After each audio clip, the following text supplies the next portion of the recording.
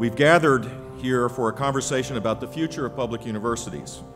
We believe their future will be incredibly bright, but to flourish, it must be different from the past and the present. The present models that we have, the present platforms that we have, the present systems that we have taken us to where we are, and unless we can find a way to reorganize, restructure, and move in new directions, we're not going to be able to get up to the next step. Please join me in welcoming the former Prime Minister of the United Kingdom, Tony Blair. I'd like to give my thanks to, obviously to Governor Bush, Governor Hunt, to Randy Best and everyone at Academic Partnerships. And it's a real pleasure to be with you in Dallas, Texas, and to address the Future of State Universities Conference. Please join me in welcoming Dr. Michael Crow. Dr. Steve Murdoch. U.S. Secretary of Education, Arne Duncan. Dr. Martha Cantor. Please join me in welcoming Sal Khan.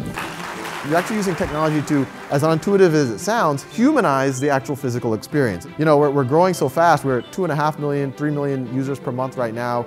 This time last year was 1 million, so we're growing about threefold a year. So there's a lot of people that you can immediately engage with. Dr. Walter Bumpus. Dr. Ralph Wolf. I don't think that our old traditional models of accreditation are going to work. Dr. Bill Whelan. Dr. Francisco Cigarroa. Anyone who's on a university campus clearly understands that our traditional revenue streams will not sustain our current models. Dr. Michael Wesch from K-State University.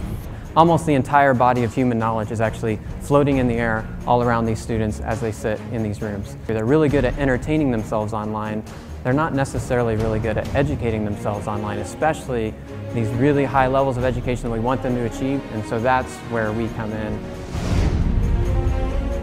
Former Prime Minister of Australia, John Howard.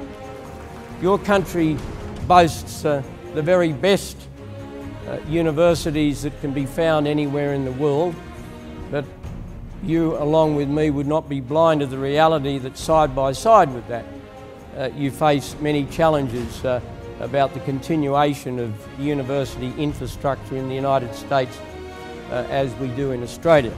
Please join me in welcoming my hero, Dr. Clayton Christensen. I suspect that there are a lot of us who, if we just go back and say, I've been to this conference for 3 days, holy cow, I got a whole list of things that we got to change, the resistance will be powerful. If we are frozen in our models relative to technology, if we're frozen in our models relative to how we teach and how we create learning environments, if we're frozen in our models of what we think a great university is, then we're in for a very rough road ahead. Somebody said to me yesterday that they had not ever been to a conference like this. That's because there's never been one before.